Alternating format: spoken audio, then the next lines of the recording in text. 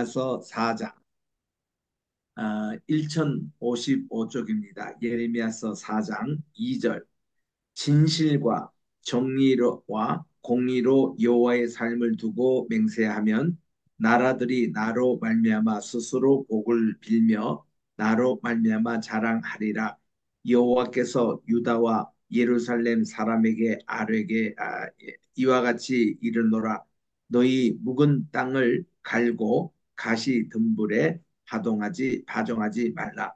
유대인과 예루살렘 주민아, 너희는 스스로 할례를 행하여 너의 마음 가죽을 베고 나 여호와께 속하라.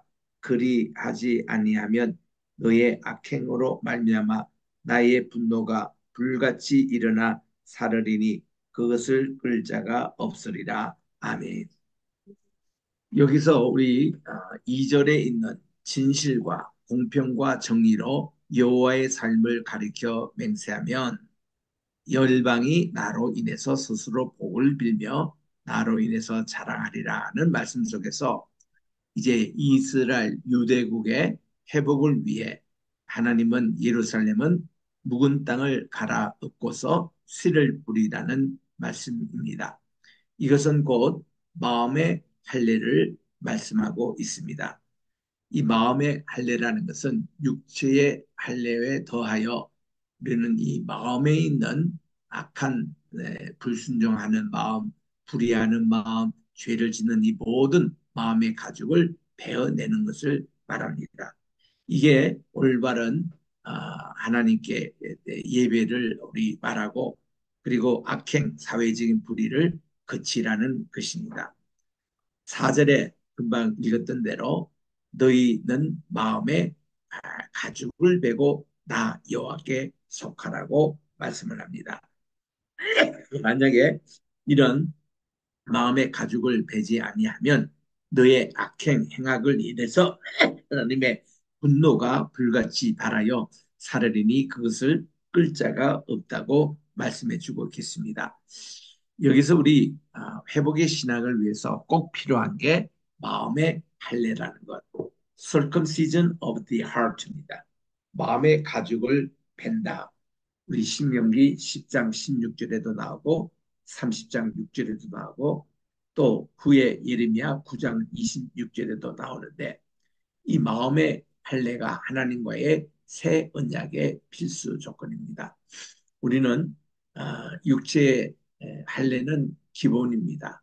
그러나 우리의 마음의 할례는 모든 우리 거듭난 성도의 참된 모습, 우리의 참된 믿음을 위해서라도 마음의 할례를 꼭 받아야 하는 것입니다. 마음은 충성심과 애정의 자리입니다. The seat of human loyalties and affection. 이것이 바로 heart, 히브리 말로 레바브라고 그럽니다. 이게 이 마음의 할례를 이게 바브 혹은 레바브 이게 이제 이 마음이 하나님에 대한 충성과 애정의 자리입니다. 새 언약은 이전의 계약은 돌판에 새겨졌지만 새 언약은 마음 레브 여기에 새긴다는 것입니다. 31장 33절에 나옵니다. 마음의 문제를 거론하는 이유는 외식하는 그들의 종교적인 행위에 대해서 비난하는 것이죠. 그러기에 예루살렘의 구원은 이 마음에서 악을 씻는 것입니다. 4장 14절로 나와요. 이는 외식하는 종교적 제2행위가 사회적 악행과 관련이 있다는 것을 암시하는 것입니다. 6절에 갑니다. 시온을 향하여 기호를 세워라. 도피하라. 지체하지 말라. 내가 북방에서 재앙과 큰 멸망으로 이르게 할 것입니다. 여기 앞서 예레미야가 소명받을 때 본 두 가지 환상이 있는데 그 중에 하나는 내가 무엇이 보이냐 할 때 제가 살구나무 그게 아몬드입니다. 아몬드가 보입니다. 이 아몬드는 봄을 알리는 꽃을 제일 처음 피는 것이죠. 또 무엇이 보이느냐 했더니 북방에서부터 기울어 내려오는 가마솥을 봅니다.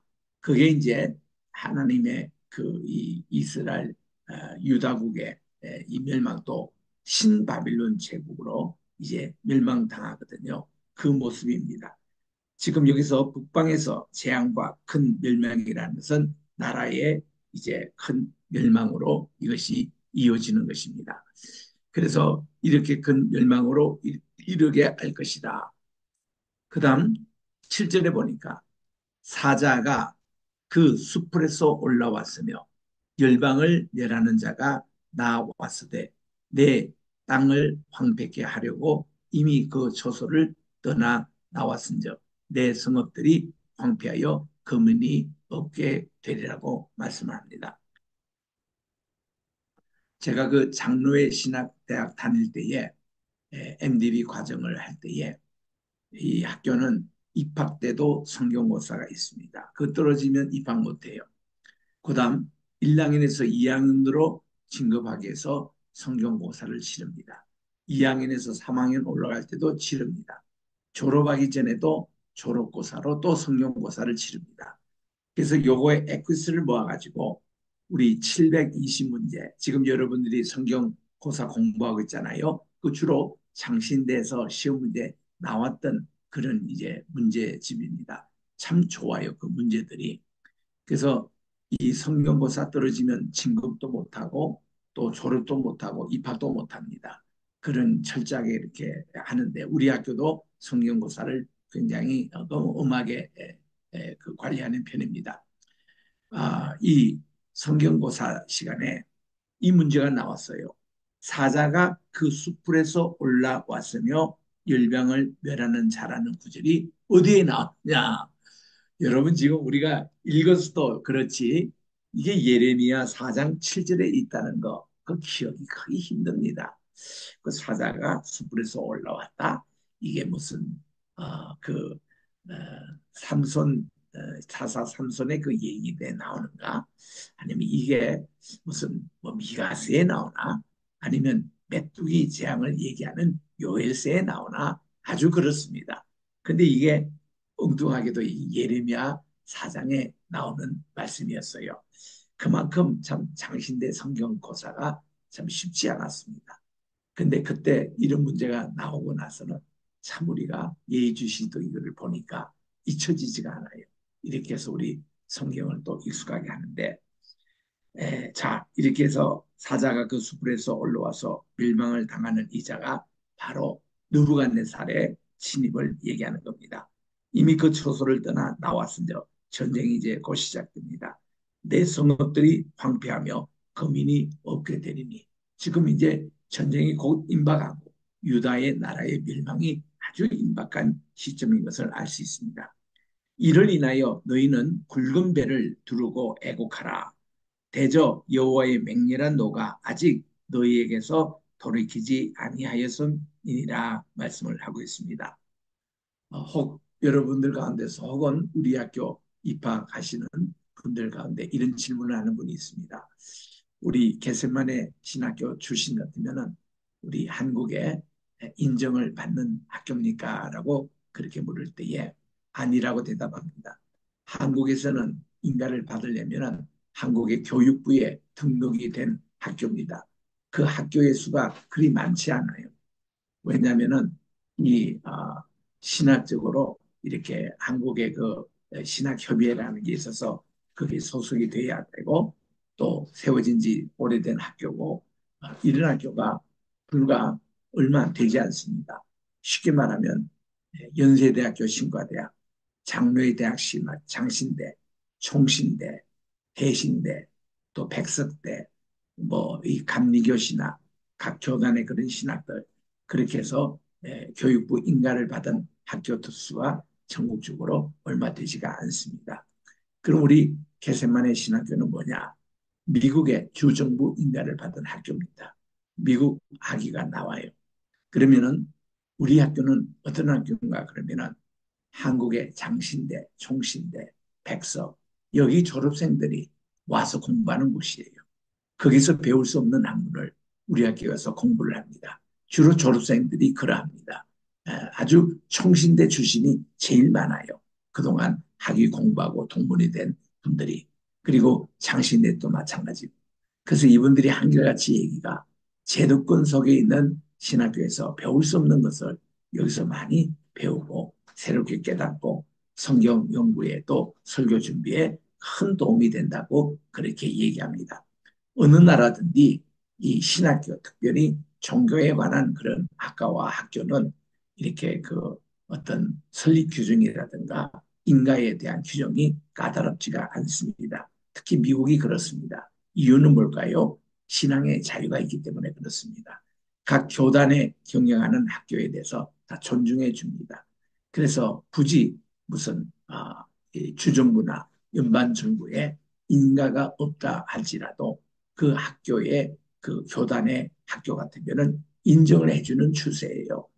왜냐하면 각 교회에서 운영하는 또 교단에서 운영하는 학교이기 때문에 그래서 신학교는 모든 학문의 기초가 있지 않습니까? 옥스퍼드, 예일, 또 무슨 캠브리지, 하버드, 프린스턴 모든 대학의 기초는 신학부터 시작했어요. 다 성경 여기서 시작을 합니다.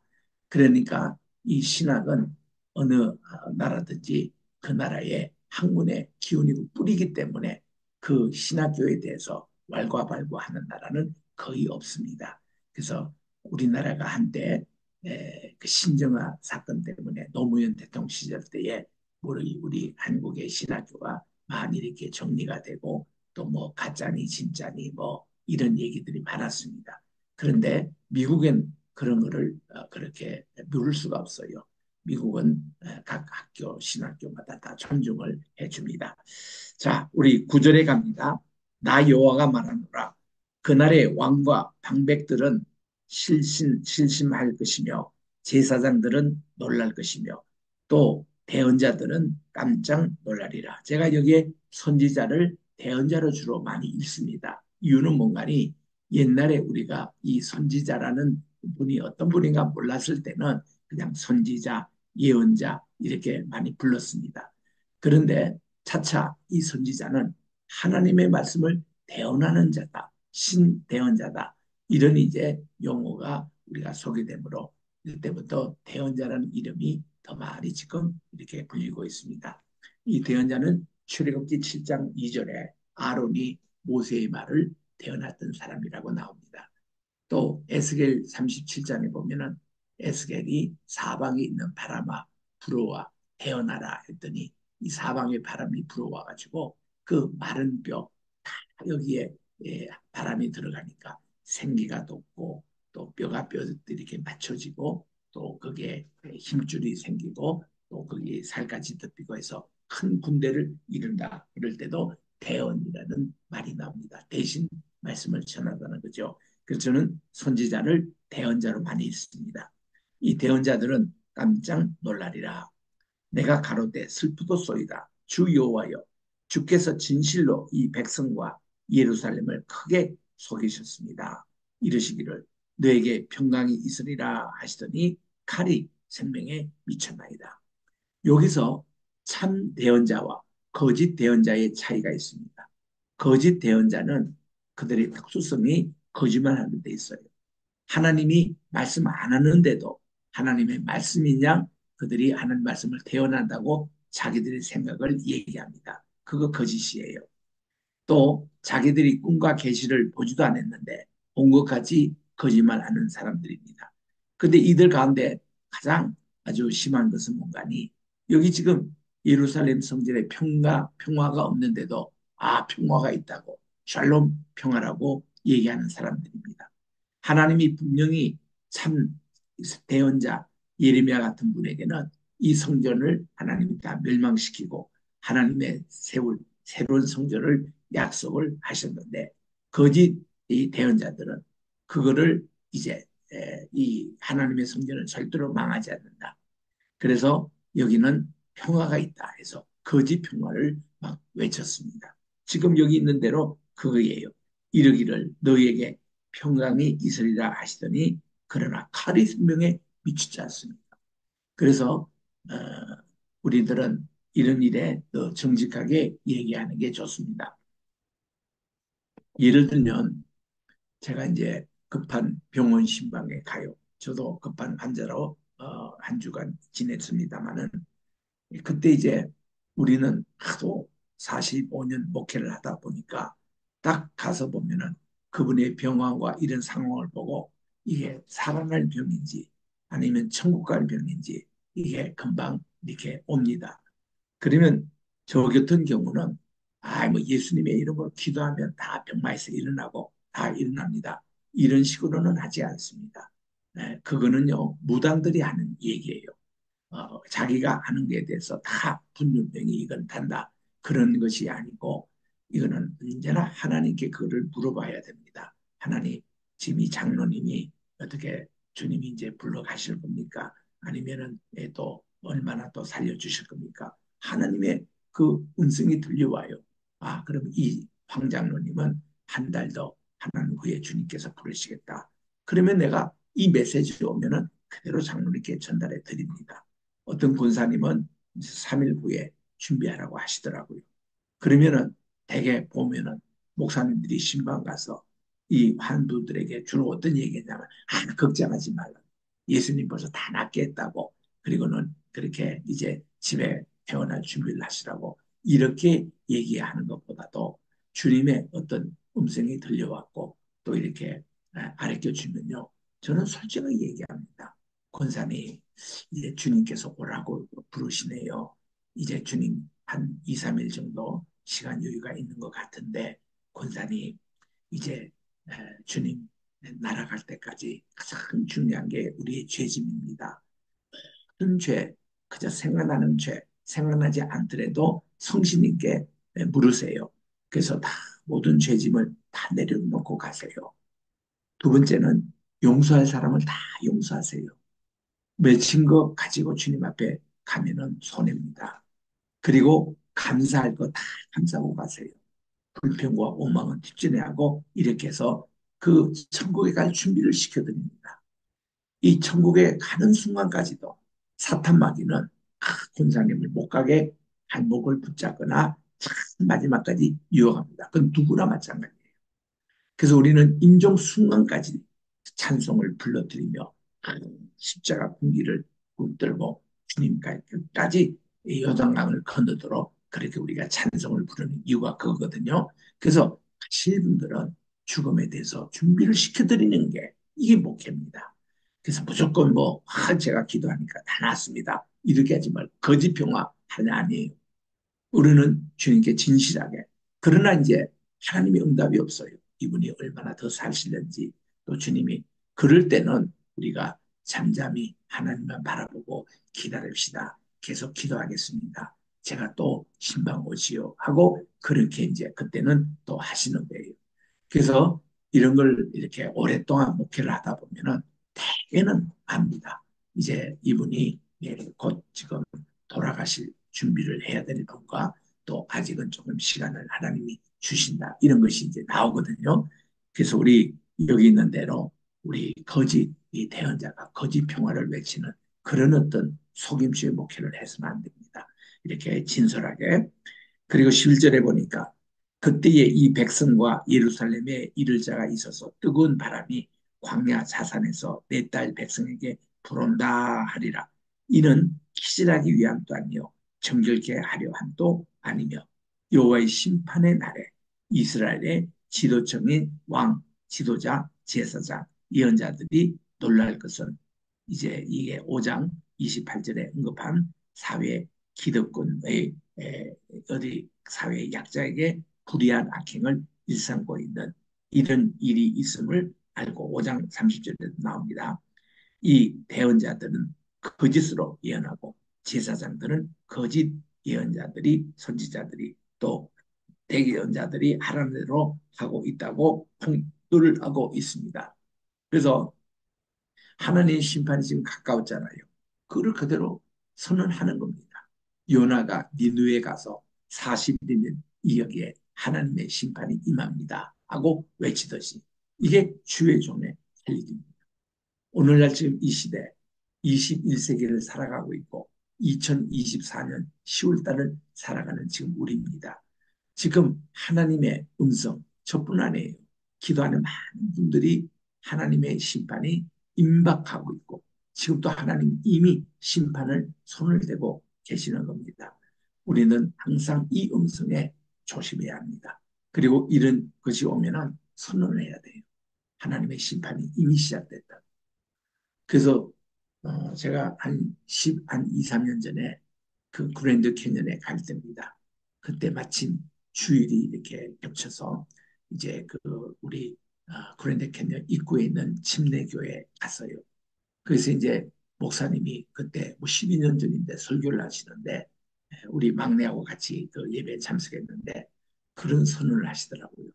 이분은 아마 7년 대환란을 믿는 분인 것 같습니다.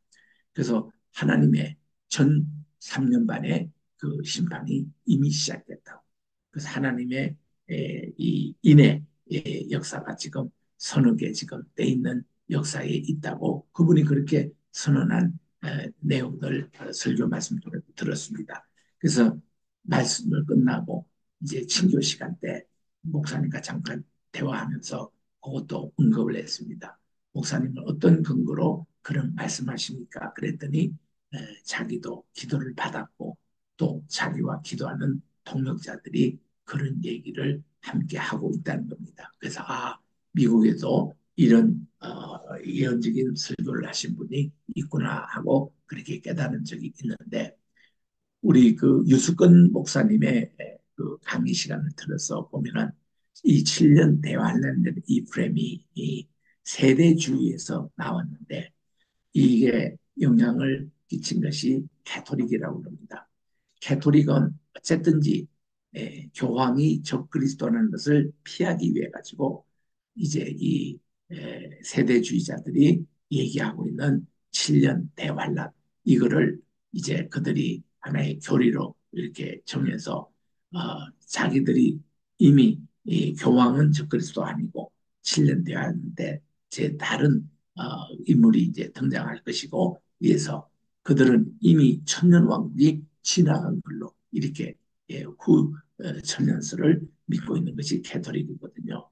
근데 우리 세대주의만 해도 후 천년설은 아닙니다. 전천년설이에요. 그러니까 천년왕국이 오기 전에 7년 대환란이 있다고 이제 믿는 것이거든요. 그래서 캐토릭은 일부 이거를 천년설을 이제 믿기 위해서 그들이 이제 앞으로 있을 그런 세대주의적인 7년 대환란이 없다라고 주장을 하고 또 한편에서는 세대주의의 그런 7년 대환란을 이렇게 오히려 기독교인들이 거기에 빠지도록 이렇게 이제 조정을 했다. 이게 이제 캐톨릭이 그 배후의 역할을 한다. 이렇게 강의를 하십니다. 많이 참고가 되실 겁니다. 자, 그 다음 12절에 가보니까 이보다 더 강한 바람이 나를 위하여 오르니 이제 내가 그들에게 심판을 베풀 것이라. 보라, 그가 구름같이 올랐으나 그 병거는 회리바람 같고 그 말들은 독수리보다 빠르다. 우리에게 화가 있도다. 우리는 멸망하도다 하리라. 예루살렘아 내 마음에 악을 휘쳐버리라. 그리하면 구원을 얻으리라. 희망은 회개입니다. 희망은 죄로부터 벗어나는 겁니다. 바로 마음의 할례입니다. 우리 마음에 지지부한 것을 다 우리 씻어내버리십니다. 우리의 완악한 마음, 불순종하는 마음. 그리하면 구원을 얻겠다는 겁니다. 너의 악한 생각 내 속에 얼마나 오래 머물겠느냐. 15절 단에서 소리를 선포하며 또 에브라임 산에서 재앙을 공포하는도다. 이 단이라는 것은 이스라엘 제일 북쪽에 있는 단 지파의 지경입니다. 그래서 소리를 선포하며 에브라임 산지는 딱 중간 지점에 있는 바로 쉐겜 지역입니다. 그 산에는 이 그림신 산이 있어요. 여기고 그 옆에는 에발산이 있습니다. 이 에발산에서 재앙을 공포하도다.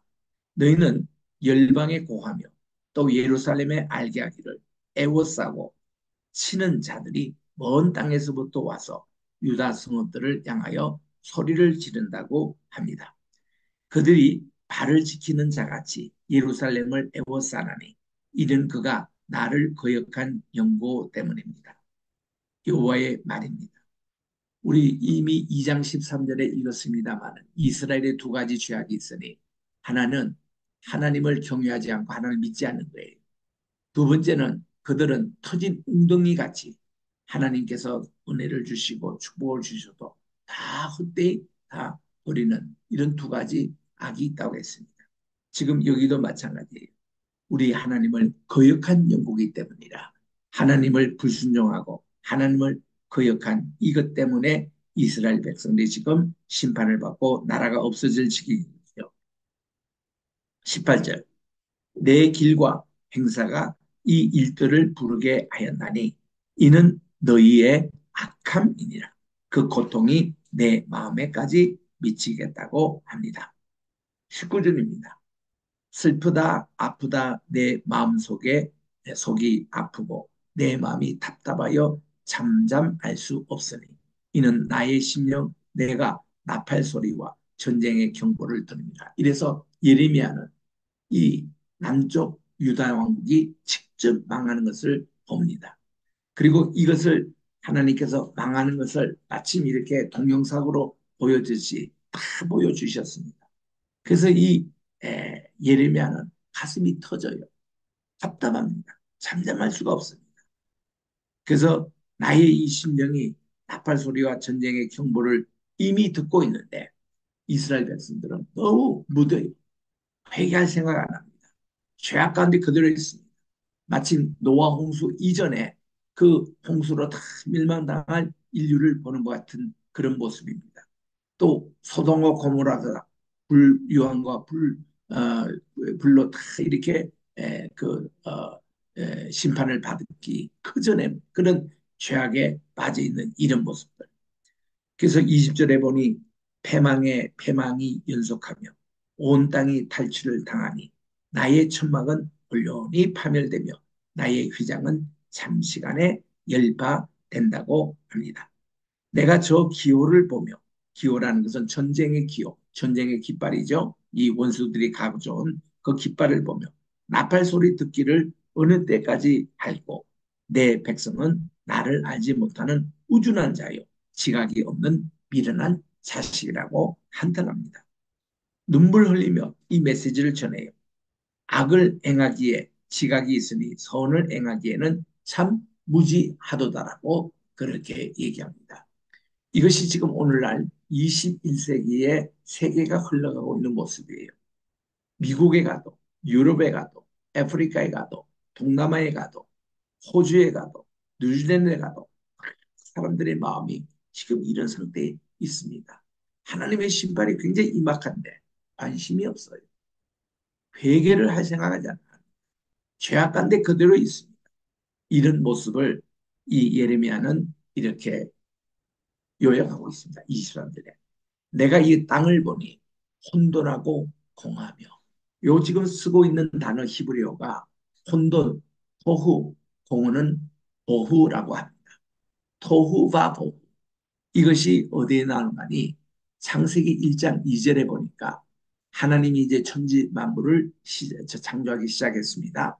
제일 첫 번 천지 창조할 때에 이 땅의 모습은 하늘은 하나님의 뜻이 이루어서 다 모든 게 질서로 잡혀 있습니다. 그런데 이 땅은요 타락한 여기에 땅에 떨어진 사탄 마귀가 이 땅에 와서 이 땅을 장악을 합니다. 그리고서는 이 땅을 자기 소화에 넣기 위해서 혼돈시킵니다. 공허합니다.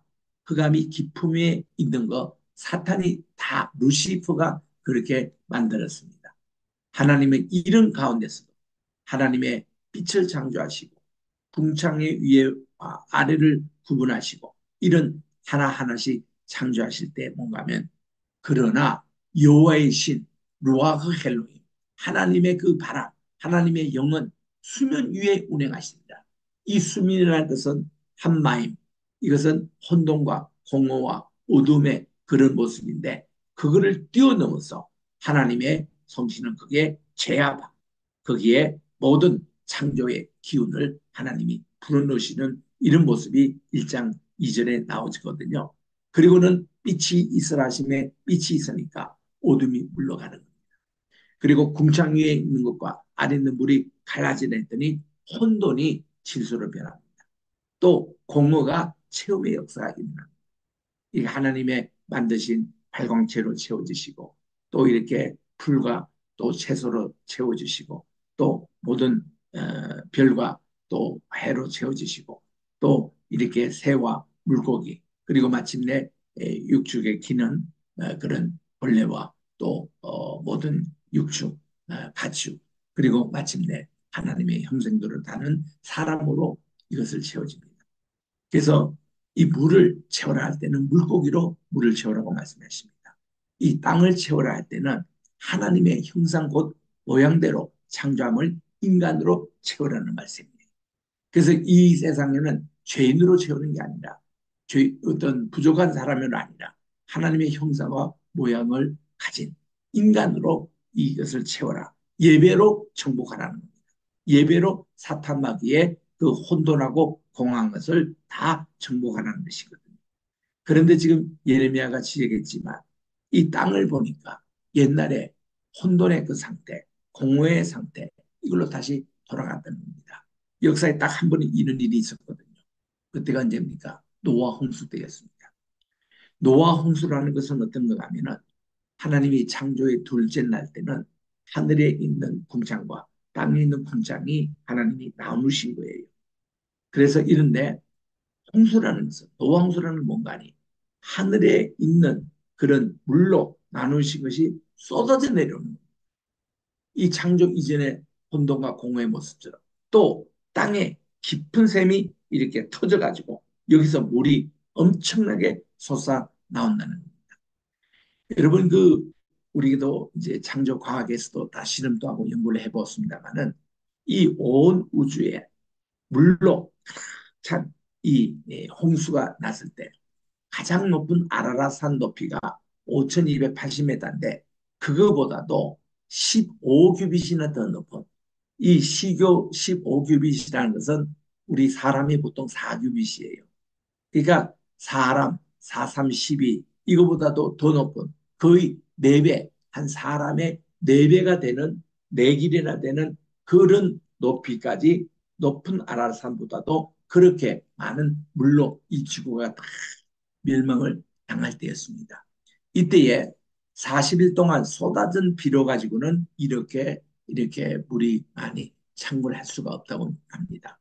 그 많은 물이 어디서 나오니 깊은 샘이 터져가지고 여기서 물이 올라와서 그렇게 많은 이제 그 높은 산까지 봉우리까지 다 잠기는 그런 물이었다고 그럽니다. 그래서 이 창조는 이 하늘의 위에 군장의 물과 땅에 있는 물을 분리하는 게 창조라면 창조 이전으로 돌아간 것은 위에서 비가 내리고 밑에 깊은 샘이 터진 그런 노아 홍수와 같은 이때가 공허하고 혼돈했던 그것으로 돌아간 겁니다. 그래서 이 예레미야는 이런 상태를 하늘들을 우러러 보니까 거기 빛이 없습니다. 산들을 보니까 다 진동합니다. 작은 산들도 요동하며 내가 본 적 사람도 없습니다. 공중의 새가 다 날아갔습니다. 여러분 이 지구 땅에 지금 72억 혹은 75억이 살고 있다고 그러는데 없어지고 정말 노아 홍수 8명만 남았듯이 몇 명 남아있는 자들만 있는 거예요. 우리가 이런 지구가 다 멸망되고 이래도 우리는 정말 주님의 은혜로 남은 자가 되어야 된다는 겁니다. The remnant. 우리 이사야 6장 13절에 보니까 상수리 나무가 다 뱀을 받으래도 그 뿌리가 남아있는 같이 이 뿌리가 바로 거룩한 씨앗이다. 남은 자라고 말씀해 주셨습니다. 그래서 우리는 이 종말 때에 나는 남은 자가 되도록 우리 하나님께 늘 바로 쓰고 또 회개하고 주님의 구원의 반열에 우리들이 들어가야 되겠습니다. 그래서 이런 25절까지가 그렇게 이제 앞으로 있을 세계를 지금 다 봅니다. 26절입니다. 내가 본적 좋은 땅이 황무지가 됩니다. 그 모든 성읍이 여호와 앞, 그 맹렬한 진노 앞에서 무너졌다 했습니다. 우리 메시아가 올 때 메시아의 왕국은 어떤 모습인가 하니 이사야 35장 1절 이하에 보니까 사막이 사막이 말이죠. 이렇게 샘이 생겨가지고 오아시스로 변합니다. 사막에 샘이 흘러서 오아시스로 변하는데 이 심판은요 거꾸로입니다. 그 옥토와 같은 것이 황무지가 돼요. 정말 이게 극상품 포도를 심었지만 들포도와 같이 이렇게 황무한 그런 이제 밭으로 변한다는 이 내용입니다. 이게 황무지. 그 모든 성읍이 여호와 앞 그 맹렬한 진노 앞에 무너졌습니다. 이는 여호와의 말씀에 이 온 땅이 황폐할 것이나 내가 진멸하지 아니할 것이며 이로 인해서 땅이 슬퍼할 것이며 그랬는데 이 슬퍼하다라는 이 말을 영어로 wither이라고 합니다. wither. 이게 뭔가니 이 뜻은 잎이 마르다라는 뜻입니다. 잎이 마르다는 것과 슬퍼하다는 이 말이 아바드라는 히브리의 같은 언어입니다. 그래서 이 땅이 슬퍼할 것이라는 것은 시적으로 이거를 번역한 거예요. 시적으로. 원래 이거는 땅이 황폐하며 아니면 땅이 다 메말랐으며 이런 뜻이라고 합니다. 그리고 위의 하늘이 그가 말 것이라. 내가 이미 말하였으므로 작정하였고 후회하지 아니하였은즉 내가 돌이키지 아니하리라 하셨습니다. 그리고 기병과 활쏘는 자의 헌화로 인해서 헌화라는 것은 이게 중국말인데 이거를 오늘날 우리로 말하면 떠든다는 뜻이에요. 전쟁에서 소리 지르고 함성을 외치고 떠드는 그 소리를 헌화라고 부릅니다.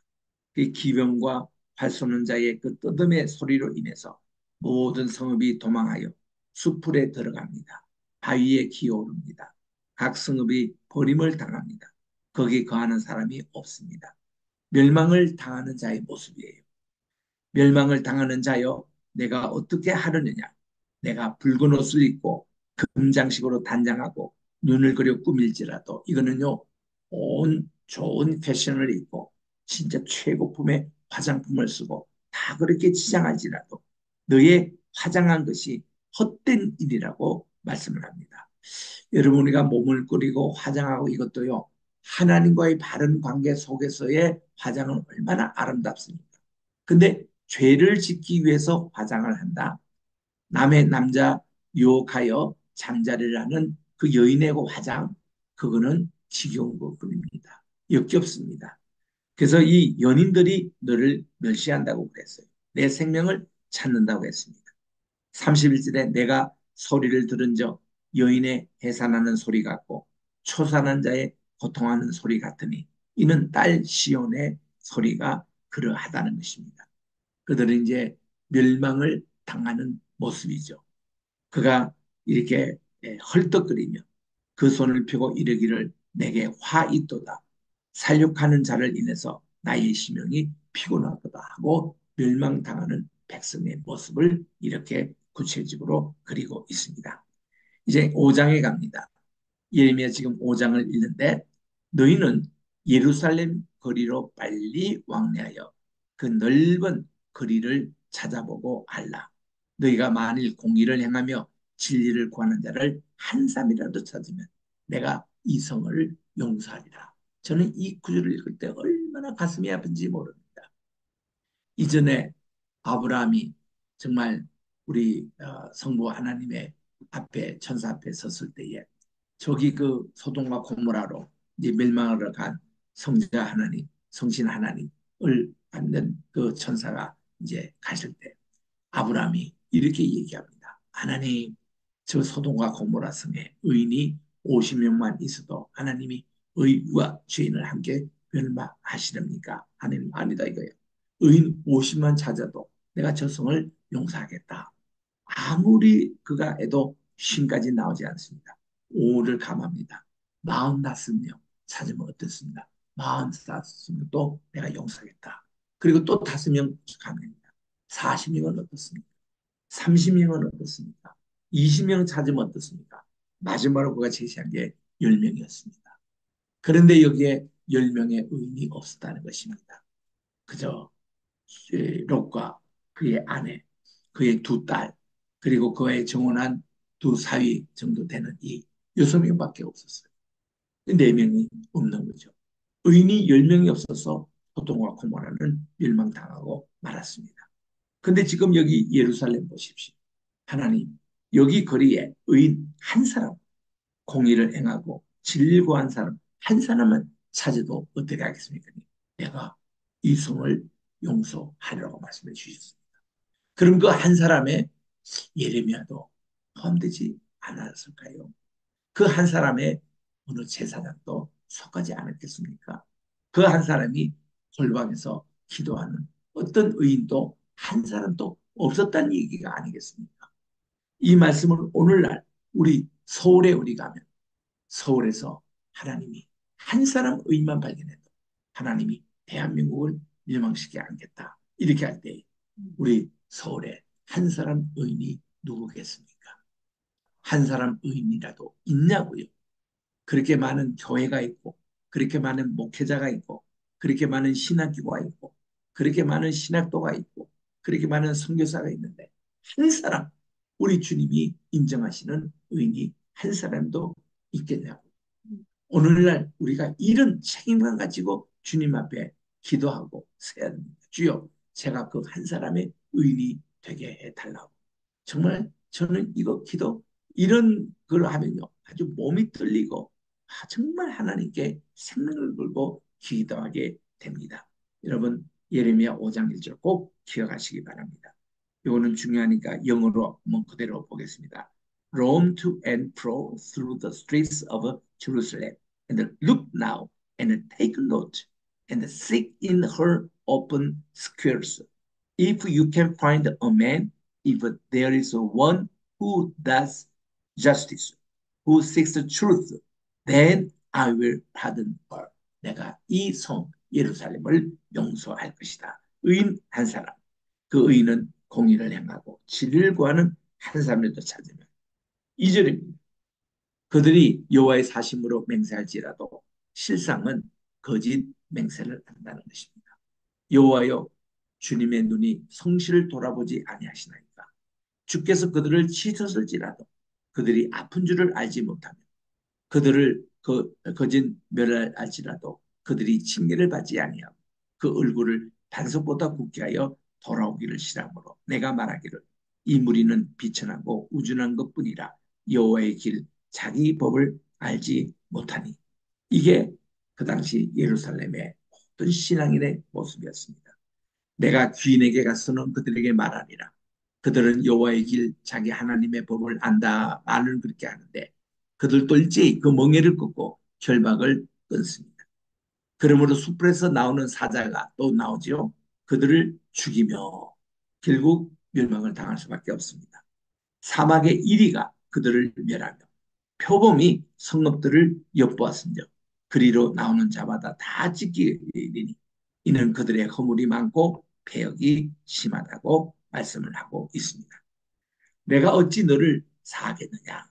내 자녀가 나를 버리고 신이 아닌 것들로 우상 맹세하였으므로 내가 그들을 배불리 먹인즉 그들이 행음하고 또 장기의 집에 허다히 모이며 우상 숭배하는 겁니다. 또 그들은 살찌고 두루 다니는 순말같이 각기 이웃의 아내를 따라 부르짖는도다. 음행이 심합니다. 나 여호와가 말하노라. 내가 어찌 이 일을 인하여 벌하지 아니하겠으며 내 마음이 이런 나라에 호소하지 않겠느냐. 하나님께서 이렇게 되묻습니다. 내가 어찌 이를 인하여 벌하지 아니하겠으며 내 마음이 이런 나라에 호소하지 않겠느냐. 이 말은 29절에 나온 대로 내가 어찌 이 일에 대해서 벌하지 아니하겠으며 내 마음이 이런 나라에 보고자 아니냐. 그 말도 구도에 나옵니다. 이거와 함께 이방신 숭배로 표현되는 이스라엘 국가 지도층의 외교 정책이 결국 이스라엘 안에서 사회적 약자들을 짓밟는 불의의 문제와 직결되고 있음을 보여주고 있는 것입니다. 이스라엘의 음행과 악행은 서로 구분되지 않는다는 말입니다. 여호와의 심판은 두 가지 잘못에 대한 즉 우상 숭배는 종교적인 죄악에 있는 것이 아니라 그로 인해서 사회 약자에 대한 불법 악행과 연결되어 있다는 점입니다. 그래서 이 음행과 악행이 심판의 아주 직접적인 원인이 되고 있다. 10절입니다. 너희는 그 성벽에 올라가 회파하되 이 회파라는 것은 destroy, 다 무너뜨리는 겁니다. 다 회파하지 말고 그 가지만 꺾어버리라. 여호와의 것이 아니니라. 나 여호와 말하노라. 이스라엘 족속과 유다 족속이 내게 심히 패역하였느니라. 그들이 여호와를 인정하지 아니하며 말하기를 여호와는 계신 것이 아닌즉 재앙이 우리에게 임하지 아니할 것이요 하나님을 믿지 않는 하나님의 존재를 거부하는 사람은 지 맘대로 죄를 짓습니다. 우리가 칼과 기근을 보지 아니할 것이며 또 대언자들은 바람이라 말씀이 그들 속에 있지 아니한즉 그같이 그들이 당하리라 하느니라. 그래서 여기 5장에 나오는 여호와의 심판의 정당성을 말하면서 그들의 범죄 사실을 거론할 때 무엇보다도 사회적인 불의의 문제 이거를 자세히 거론하고 있습니다. 즉 무리한 재산을 축적하여 권세를 누리는 부자들, 사회적 약자, 고아, 가난한 자에게 공정한 판결을 하지 않는 행위. 2장 8절 이하에 보니까 이스라엘의 이방신 숭배적인 배교 행위. 또 여기 5장 28절에 이하 보면 사회 약자들에 대한 불의한 행위에 대한 여호와의 심판, 불가피성에 대한 언급이 한 글자라도 틀림없이 동일하게 나오고 있다는 것입니다. 요즘 우리 새벽 기도회 때마다는 우리 지금 민수기서를 읽고 있습니다. 민수기서에 나오는 하나님의 화를 내고 또 심판하는 이런 내용들이 이스라엘 다 불신과 또 그들의 우상 숭배 그런 마음들과 연관되어 있습니다. 이런 자들은 결국 광야 시절 때 다 죽고 말았습니다. 왜 38년이라는 세월이 흘렀느냐? 하나님이 그들을 심판하시고 그들 통해서 이제 새로운 아이들이 광야에서 태어났는데 그 아이들이 이제 그 약속의 땅으로 들어가는 주역으로 하나님이 키우시는 겁니다. 그런 세월이 40년이나 걸렸다는 것입니다. 또 14절에 보니까 그러므로 만군의 여호와가 이같이 말하노니 그들이 이 말을 하였은즉 볼지어다 내가 내 입에 있는 나의 말로 불이 되게 하고 이 백성으로 나무가 되게 하리니 그 불이 그들을 살아겠다고 했습니다. 나 여호와가 말하노라. 그래서 이 예레미야와 에스겔서에 보면은 하나님께서 이게 심판하실 때에 네 가지를 사용합니다. 불로 저들을 멸하십니다. 또 이제 하나님께서는 칼로 이렇게 다스리십니다. 역병여로 전염병으로 이렇게 또 다스립니다. 마지막으로 전쟁의 방법으로 이것을 없앱니다. 여기서 이제 말하는 불이라는 것은 불이 그 음녀의 집을 태워요. 또 이 불로 하나님이 이렇게 정말 그 유황불로 우리 소돔과 고모라를 심판했듯이 그렇게 심판하시겠다는 겁니다. 거기 여긴 대로도 이렇게 그 불이 그들을 사르리라. 15절입니다.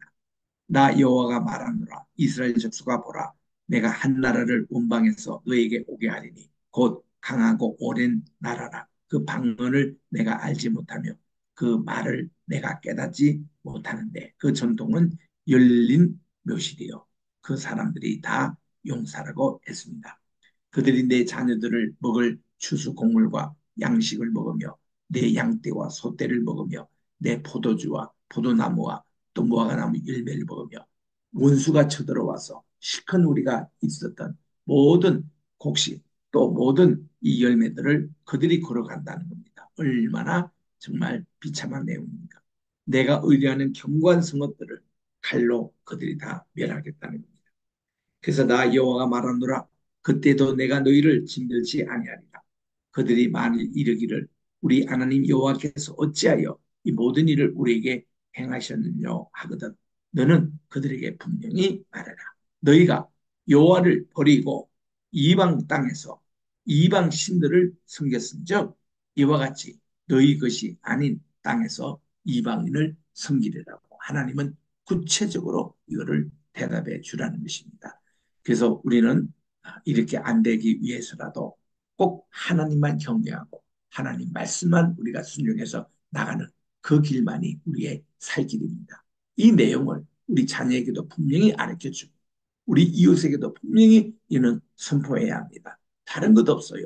하나님 말씀으로 다시 돌아가야 합니다. 20절입니다. 너는 이를 야곱 집에 선포하며 또 유다에 공파하여 이르기를 우준하여 지각이 없으며 눈이 있어도 보지 못하며 귀가 있어도 듣지 못하는 백성이여 이를 들을지니라. 여호와께서 말씀하시되 너희가 나를 두려워 아니하느냐 내 앞에서 떨지 아니하겠느냐 내가 모래를 두어 바다의 계한을 삼되 그것으로 영원한 계한 이게 나라의 경계입니다. 삼고 지나치지 못하게 하였으므로 바다가 흉흉하지만 그것을 이기지 못하며 뛰노나 그것을 넘지 못하리라고 했습니다. 그러나 너희 백성은 배반하며 패역하는 마음이 있어 이미 배반하고 갔습니다. 또 너희 마음으로 우리에게 이른 비와 늦은 비를 때를 따라 주시며 우리를 위하여 추수 기한을 정하시는 우리 하나님을 경외하지 말자 이렇게 말하지 아니하니 너희 허물이 이러한 일들을 물리쳤고 너희 죄가 너희에게 오는 좋은 것을 막았다고 했습니다. 내 백성 너희 중에 악인이 있어 새 사냥꾼의 매복과 같이 지키며 거슬러와 사람을 잡으며 조롱의 새들이 가득한 것 같이 너희의 집들에 속임이 가득합니다. 그러므로 너희가 창대하고 거부가 되어 살찌고 윤택하며 행위가 심히 악하여 자기 이익을 얻으려고 송사 곧 고아의 송사를 공정히 하지 아니하며 빈민의 송사를 공정히 판결치 않는다. 불의가 너무 강합니다. 정의가 땅에 떨어졌어요. 내가 이를 인하여 벌하지 아니하겠으며 내 마음이 이 같은 나라에 보수하지 않겠느냐. 앞에 있는 구절을 다시 반복합니다. 이게 하나님의 진심이었어요. 그래서 이 땅에 기괴하고 놀라운 일이 있는데 즉 대언자들은 거짓을 예언합니다. 말이 안 되죠. 참된 진리만 외쳐야 될 대언자들이 거짓을 예언해요. 제사장들은 자기 권력으로 다스립니다. 하나님의 예배에 수종하지 않고 내 백성은 그것을 좋게 여긴다고 했습니다. 이게 다 지금 이게 악의 꼬리를 물고 일어나는 일들 결국에는 너희가 어찌 하려느냐 이게 오늘날 실생입니다. 그래서 오늘은 여기까지 하겠는데 우리 5장 참 예레미야가 왜 선포를 심판을 선포하고 나라의 재앙 또 이들의 회개를 위해서 눈물을 흘리면서 호소하는 이런 일들이 일으켰느냐. 정말 우리들이 오늘날 예레미야 이 말씀을 깊이 연구하고 해서 정말 큰 교훈을 삼아야 되겠습니다. 자, 오늘은 여기까지 우리 강의, 여러분들이 오늘 강의 내용이나 혹은 새벽 기도 혹은 지난날 강의했던 것 가운데 혹시 궁금한 점이 있으면 자유롭게 질문하시기 바랍니다. 우리 분교장님 인도해 주시기 바랍니다.